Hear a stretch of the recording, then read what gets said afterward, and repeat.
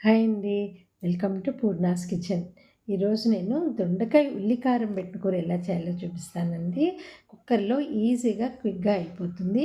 ఇలా దొండకాయలని ముందుగా నీట్‌గా కడుక్కొని, వాటిని పొడుగ్గా ఇలా కట్ చేసి పక్కన పెట్టుకొని, ఒక ఉల్లిపాయని నీట్‌గా కట్ చేసి, ముక్కలుగా కట్ చేసి పక్కన పెట్టేసుకోండి. ఈ కారం పెట్టిన కూరకి పొడి కావాలి కదండీ! దానికి కావాల్సిన పదార్థాలు ఏంటంటే, కాస్త ఒక గిన్నె తీసి ముందుగా అన్నీ రెడీ చేసి పెట్టుకొని, శనగపప్పు, మినప్పప్పు, ఆవాలు, జీలకర్ర, కొంచెం ఒక చిన్న స్పూన్ ఒక పావు స్పూన్ మెంతులు, ఒక నేను ఇప్పుడు ప్రతి కూరల్లోనూ ఫ్లాక్స్ సీడ్స్ యాడ్ చేస్తున్నానండి. అవి హెల్త్‌కి చాలా మంచిది. Fibre rich and omega 3 fatty acids ఉంటాయంటారని చెప్పి అన్నిట్లలో ఏదో రకంగా కన్జ్యూమ్ చేసుకోవాలని యాడ్ చేస్తున్నాను. ఒక 6, 7 ఎండుమిరపకాయలు వేసి పక్కన పెట్టుకుని, ముందుగా స్టవ్ వెలిగించి ప్యాన్ పెట్టుకుని, ఈ పోపు దినుసుల్ని కారం కోసం దోరగా వేయించుకోండి. ఎండుమిరపకాయలు తొందరగా వేగిపోతాయి కదా! దాన్ని ముందుగా ఎరుపు రంగు రాగానే తీసి పక్కన పెట్టేసుకోవాలి. ముందుగా చిటికెడు ఇంగువ కూడా యాడ్ చేశాను. తర్వాత ఈ శనగపప్పు, మినపప్పు బాగా వేగిన తర్వాత దోరగా ఈ పోపు కారానికి కావాల్సిన పోపుని పక్కన తీసి పెట్టేసుకోవడమండి.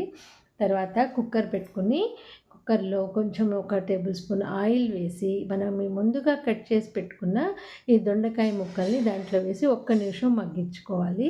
మగ్గుతూ ఉండగా మనం ముందుగా రెడీ చేసి పెట్టుకున్నాం కదా పొడి కోసం, ఆ కార ఆ పో ఆ పోపు దినుసుల్ని జార్‌లో వేసుకుని, పైన దాంట్లోనే కాస్త పసుపు, ఉప్పు కూడా వేసి, తగినంత పసుపు, ఉప్పు వేసి, ఉల్లిపాయలు కూడా వేసేసి, వాటిని మెత్తటి పేస్ట్ లాగా గ్రైండ్ చేసుకోవాలండి.